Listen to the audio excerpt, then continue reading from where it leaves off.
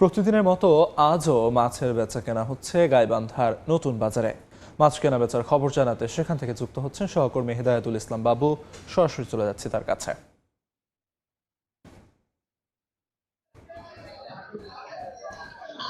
আলিফ, আপনাকে ধন্যবাদ। আমরা প্রতিদিনের মতোই দেখছি যে গাইবান্ধা শহরের নতুন বাজারে সেখানে মাছের ডাক হচ্ছে, মাছ কেনাবেচা শুরু হয়েছে এবং সেই মাছের হাক ডাক নিশ্চয়ই আপনি শুনতে পাচ্ছেন। তবে আপনাকে বলে রাখি আলিফ, যে আজকে যারা ভাতের পাতে মাছ রাখতে চায় তাদের জন্য তাদেরকে অতিরিক্ত টাকা গুনতে হবে মাছ কেনার জন্য। কারণ হচ্ছে আজকে আমরা যেটা দেখছি যে বাজারে মাছের যে সরবরাহ সেটি অনেকটা কম। তো মাছের সরবরাহ বা আমদানি অনেকটা কম থাকার কারণে আসলে দাম বেড়েছে। আমরা যেটা জেনেছি যে আজকে পাঙ্গাস, তেলাপিয়া কিংবা কারফিউ বা অন্যান্য যে জাতের মাছগুলো আছে, প্রত্যেক মাছের কেজিতে 10 থেকে 20 টাকা করে দাম বেড়েছে।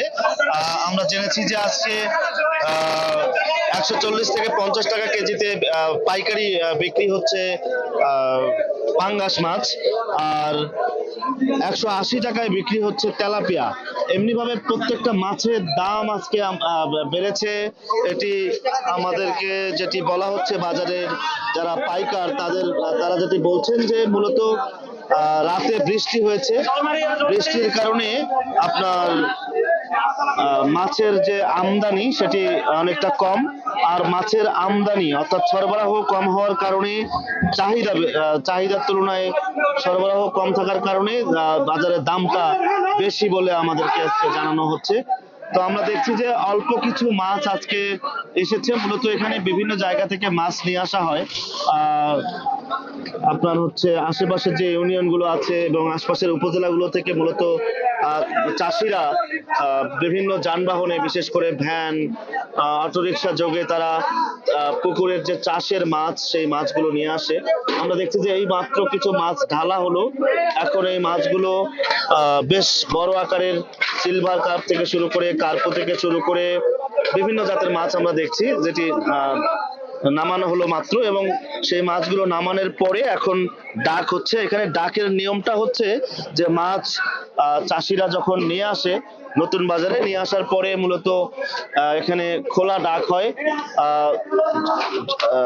ডাকার পরে যে বা যারা দাম বেশি বলে তার হাতেই মূলত এই মাছটা তুলে দেওয়া হয়।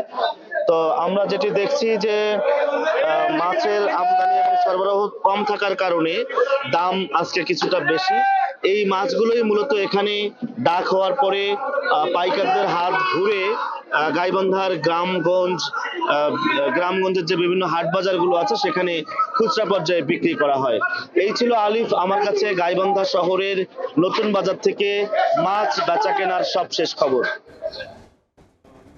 গাইবান্ধা নতুন বাজার থেকে সবশেষ খবরাখবর জানাচ্ছিলেন সহকর্মী হিদায়াতুল ইসলাম বাবু।